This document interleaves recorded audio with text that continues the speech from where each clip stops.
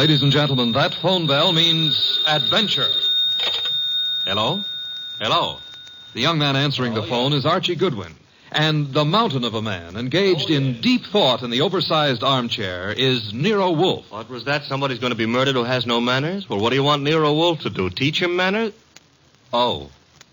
Hold on. Mr. Wolfe. Yes, Archie? We've got a prospective client. In case someone she knows gets murdered, she'd like you to do something about it. Very well. However, advise her. Yes? Not to get murdered herself. I never take a corpse for a client. Greatest detective in the world.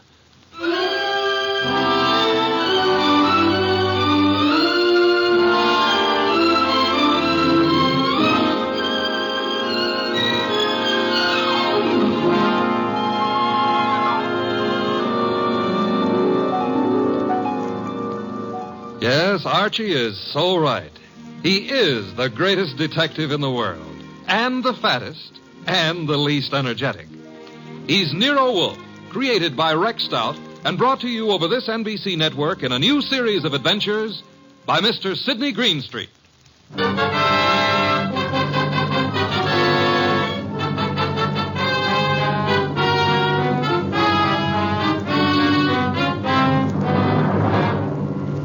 Tonight, it's the case of the Impolite Corpse. It began on a certain night at 8:40 when Walter Channing, an advertising executive, was dictating in his office to his charming secretary, Brenda Barkley. Brenda, take a memo. Yes, Mr. Channing. This is to be mimeographed and sent to the entire staff. The entire staff, yes, sir. Notice, effective at once, 1 hour lunch periods will be strictly enforced. Employees will post time of departure and time of return. Yes, what is it? Mr. Channing... Bennett, I'm busy. But I've got to see you, Mr. Channing. About this afternoon. This afternoon was unfortunate, Bennett, but it happened. I lost my temper. I'm sorry. So am I. Mr. Channing, I've been with the firm 14 years, and well, because a man blows up once in 14 years... Mr. Channing's office. Oh, you've got to reconsider. That's all, Mr. Channing. I never reconsider, Bennett. It's your wife. But, Mr. Channing... That will be all, Bennett. It won't be all. You can't wipe out 14 years of a man's life. Even you can't do that, Channing. It's Mrs. Channing on the phone. Oh. Hello? You're where? That's in this building. Since when has Dr. Ellis kept evening office hours? I told you there's nothing wrong with you. No, I can't. I don't know when I'll be through. And I don't want you hanging around up here. Well, take a cab or walk. I don't care what you do. What? I can't understand you. What? Goodbye, Doris. Where was I? Walter, Yes? you are going to reconsider about Tom Bennett, aren't you? Bennett was insolent this afternoon. I won't tolerate insolence. Yes? Shine, Mr. Channing? Shine? No. What's he doing down here this time of night? Half the staff's working overtime. Kelly's an enterprising shoeshine boy. Might have missed someone on his rounds this afternoon. Walter, about Tom Bennett. Forget Bennett. Oh, look, you upset the inkwell. Oh. Quick, blot the stuff. Yes, of course. Did any spill on you? Spot on my trouser cuff. Lucky it didn't get on the carpet. Walter, about Tom Bennett. I told you to forget Bennett. All right, Walter, all right. Though maybe you shouldn't. Maybe you'd be better off to use him as a model. A model? If he knows he's not wanted around here, he'll have the self-respect to get out. Meaning? Well, you've known for a long time you're not wanted. And you're still here. How you'd like to fire me. Denying that would be silly. I've been with this firm 15 years in January. Employees get a bonus of stock shares after 15 years' service. That's what I'm waiting for, and you know it. Suppose we get back to that memorandum. You'd like to get me out before I collect those shares, wouldn't you? I said let's get on with the memo. You'd be petty enough to do it, too, if you knew how. There may be a way. There isn't, and you know it. I'm too careful. You can't fire me without cause, and I've given you no cause, Walter. Nothing you can possibly dictate one of your vicious little memorandums about. Don't try my patience too far, Brenda. Walter, what? This can't be us talking like this. You and me hating each other. I find it remarkable there ever was anything between us except hate. Walter. I mean it. Look at you. You were flashy when I met you. You're getting flashier. That means cheaper, Brenda. Stop it. Too much lipstick, too much rouge, hair too bright, dress too tight. You're trying too hard, Brenda. You're labeling yourself like a sound wagon. I wonder what it is that stops me from killing you. Cowardice, of course. Now, when you've stopped sniveling, we'll get on with a memorandum. You ready? Yes, I'm ready. Notice. In the interest of economy and efficiency, junior executives will confer in the conference room, not in private offices. Mid-afternoon coffee and personal phone calls and daily shoe shines will be eliminated.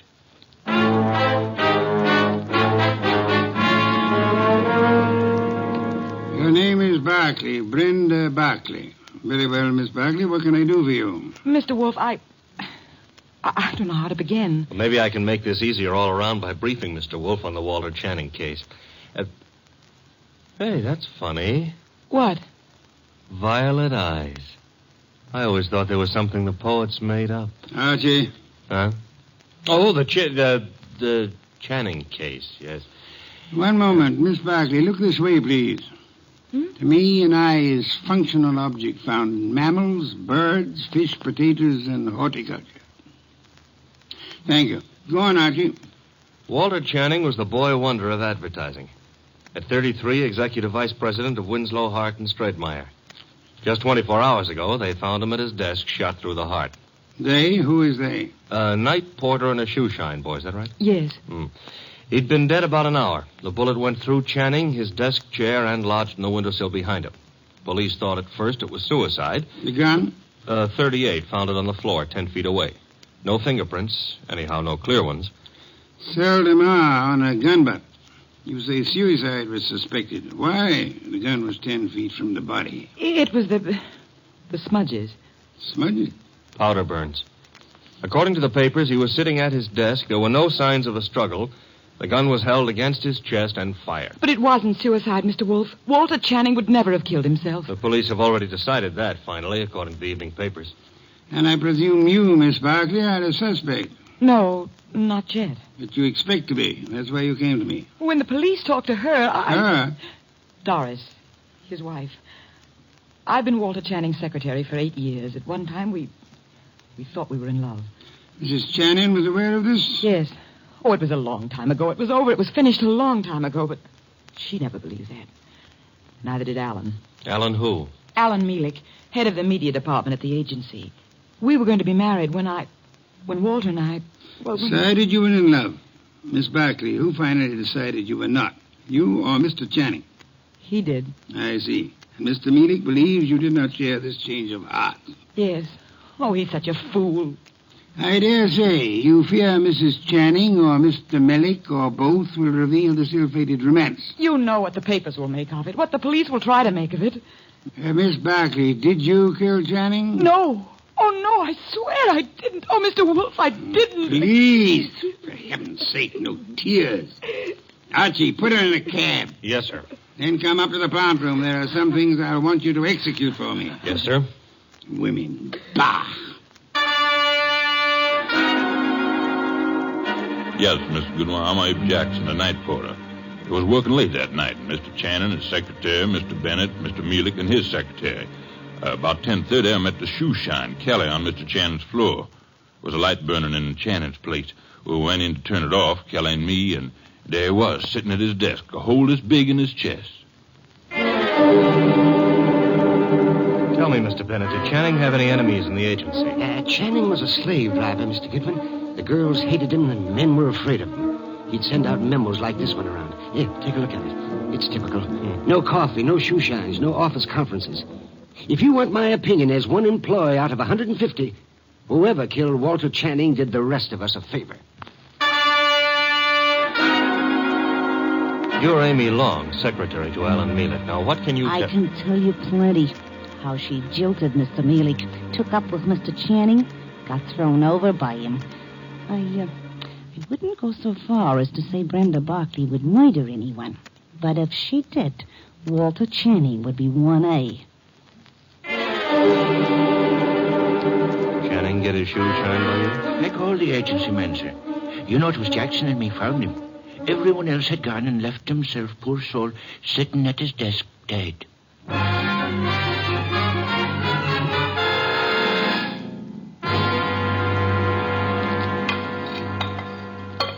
This specimen, the monogamous straight orchid. Beautiful, isn't it, Mrs. Channing? Mr. Millick?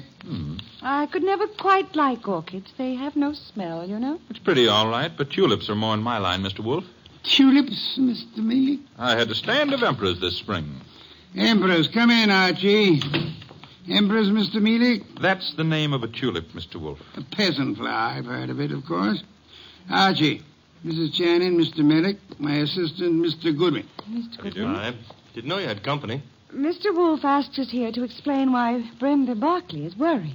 And you have both agreed to respect her position. Brenda ought to know I'd never tell the police anything to get her into trouble.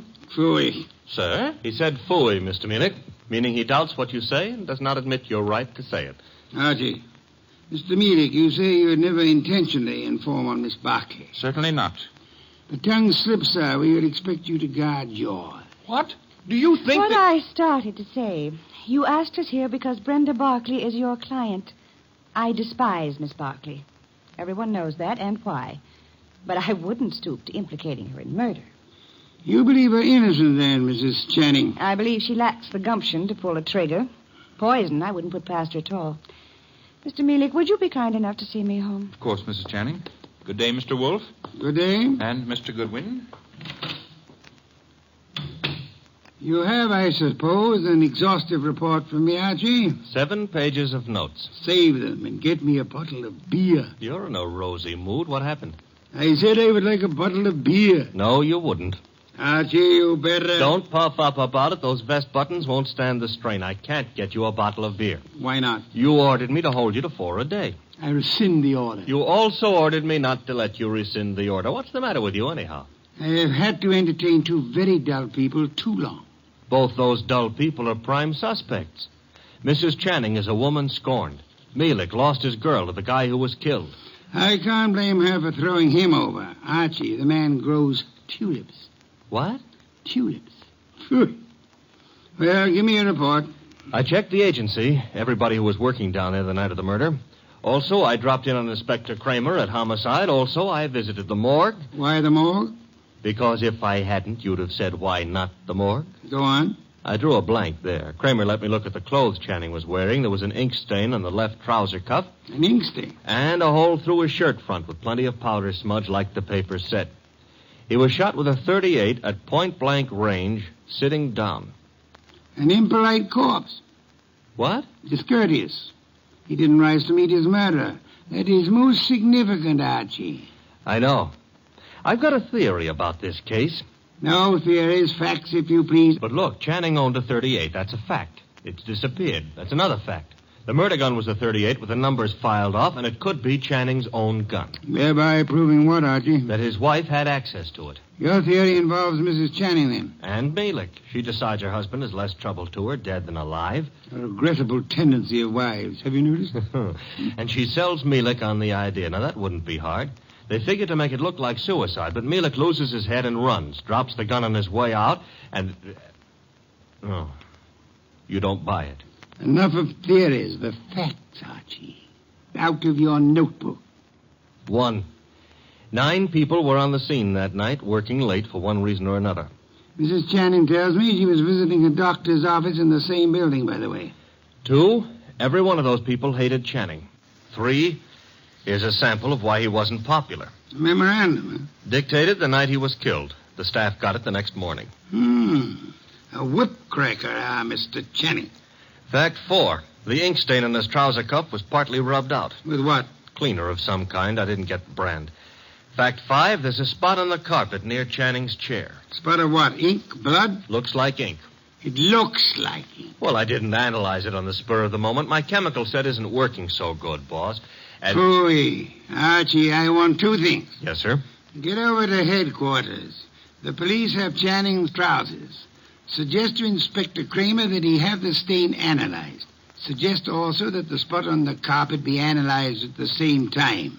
Be around him when the information arrives. This is Be Kind to the Police Week? Phooey. I never have sought to beat the police on matters of fact, only on interpretation, deduction. Get going. Oh, and Archie. Yes? When you return, I should discourse upon the sanctity of deskhood. The sanctity of what hood? Deskhood. Now be off with you, and please remember you're tracking a murderer. Don't stub your toe.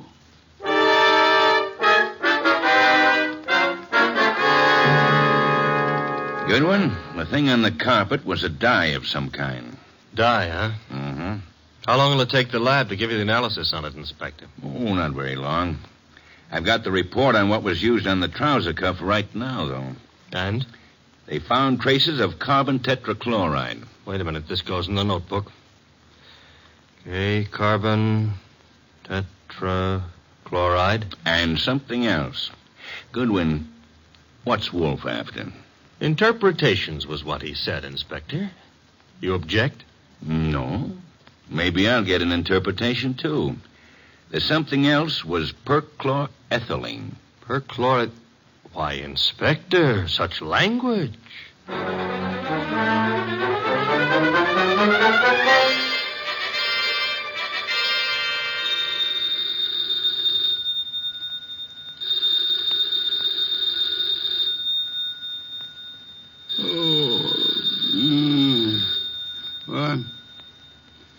What?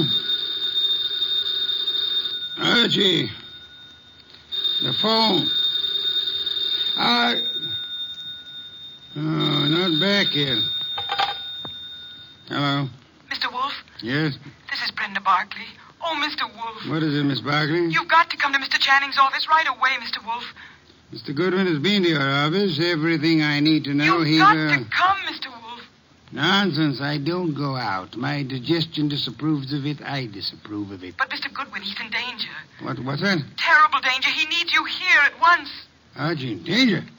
Let me talk to him. Please come. Hurry. What's happened? Hello. Sparkly. Fritz, get out of the car. Bring me my wool muffler and worsted vest. See if you can find my galoshes. Confound it, I've got to go out.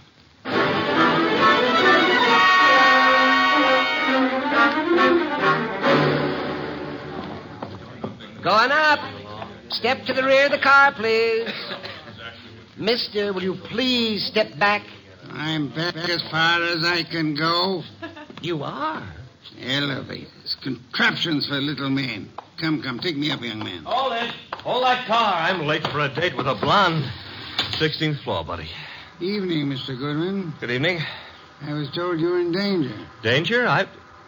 Mr. Wolfe, what are you doing out down here? Sparkley's idea. About me being in danger? Obviously, she was lying. I suspected at the time. But I fell in with her suggestion. I'm anxious to end the case. My presence here is needed.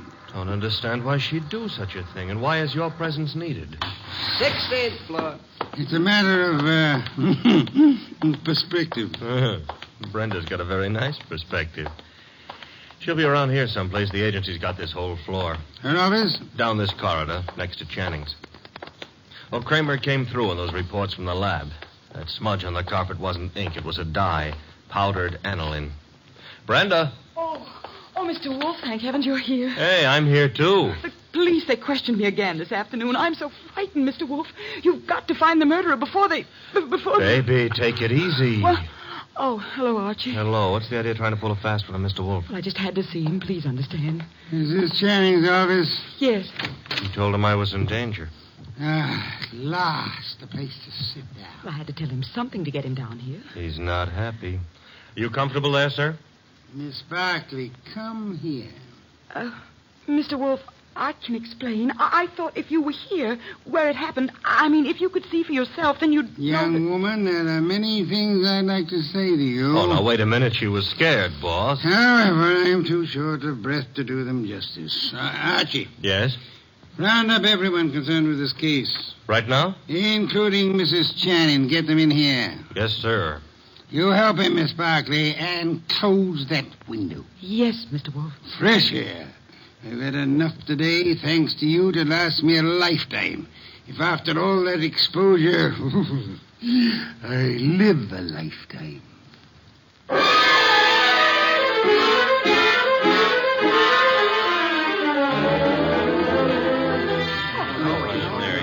What's going on here, anyhow? A tea party. Find yourself seats. Keep your knees steady. All right, Mr. Wolfe, everybody's here. Mr. Shoeshine Kelly? Here, sir, here. It was you who found the body. Him and me, Mr. Wolfe. I'm Abe Jackson, the night man. You gentlemen can help us if you will. Oh, to be sure, Mr. Wolfe. I'd like to know the exact position of the body when you found it. Well, he was sitting up. That's it, sir. Sitting up straight as you please. You'll oblige me if you'll demonstrate. Sit in the chair, please. His chair, sir? If you please. Abe, you. Yeah. Oh, no, not me. Not on your life. There's no easy thing you ask, Mr. Wolfe. I'll oblige you.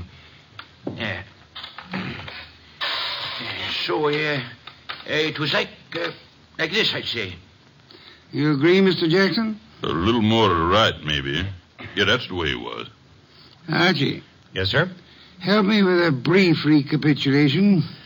Well, so far as we know, Channing made no outcry. Therefore, he could not have been startled by the appearance of the killer. There were powder burns on the body. Therefore, the gun was against Channing when it was fired. His own hand couldn't have held it closer. Nobody heard the shot, probably because this office is soundproofed.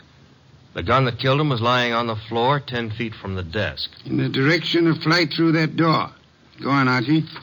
The killer was almost certainly well known to Channing, or Channing wouldn't have let him come that close without a struggle or an alarm. Also, the killer had access to this office. Another proof that he's not a stranger. One more point, if I may, Archie. The killer, he or she, is present here now. Here in the room. Quiet, everyone.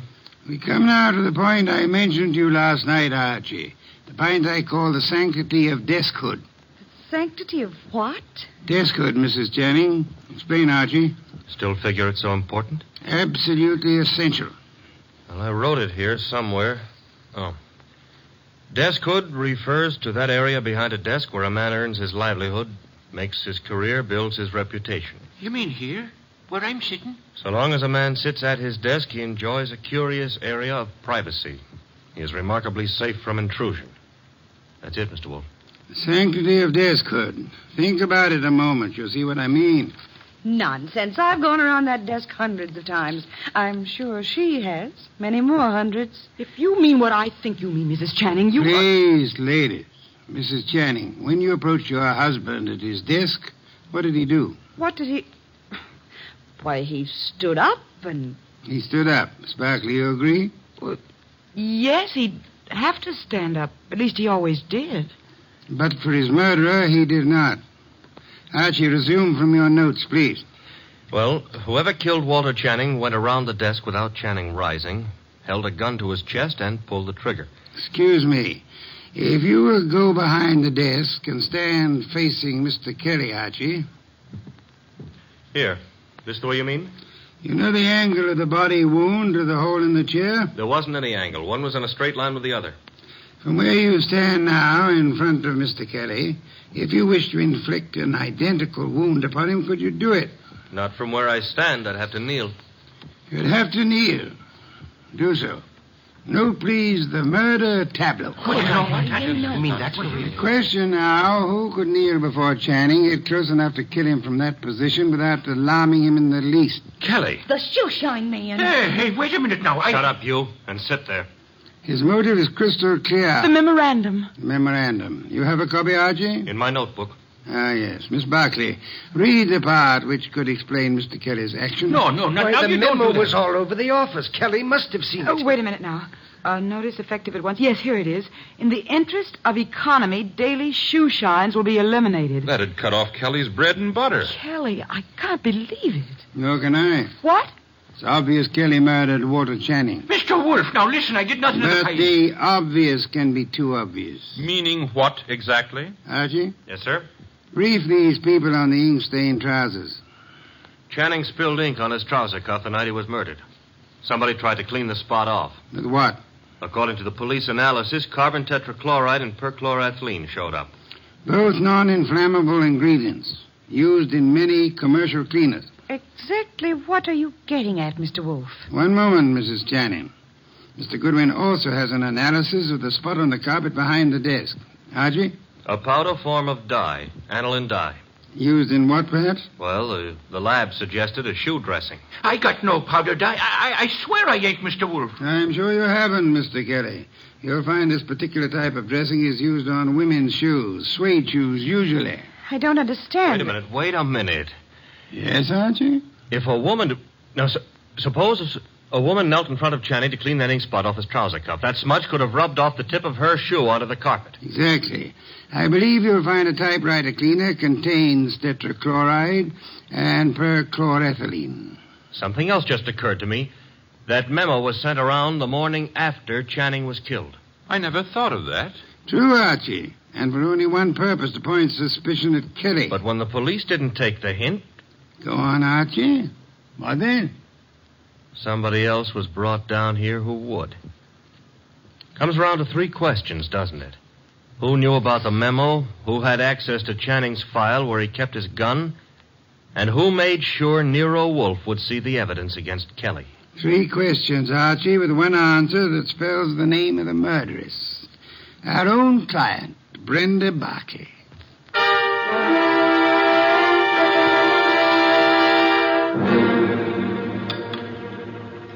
Steak, Archie, marinated. You like it? I'm not hungry. Indeed, I suggest a tonic. That reminds me. I had a call. You had? Doris Channing. She had some idea about my explaining things to her. She found my explanation insufficient? No, but she felt it lacked the personal touch. Phooey. Hand me a can of beer. However, you do have the evening off. Yes, sir. Keep out of trouble. Doris Channing is a blonde. That is, try to keep out of trouble. In the company of a blonde who wants to. Good night, sir. Good night, Archie. Good night.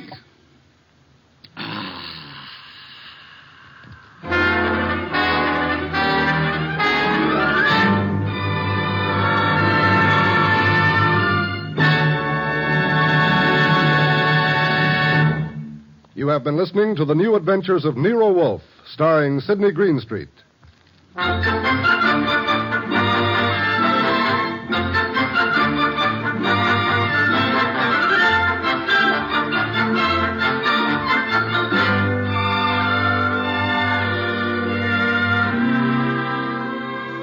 Tonight's transcribed story by William Kendall Clark was based on the characters created by Rex Stout. This is an Edwin Fadiman program produced and directed by J. Donald Wilson. In the cast were Larry Dobkin as Archie Goodwin, and Donald Morrison, Betty Lou Gerson, Bill Johnstone, Howard McNear, Mary Lansing, and Barney Phillips. Next week at this same time, Nero, Wolfe, and Archie will bring you the case of The Girl Who Cried Wolf. John Storm speaking.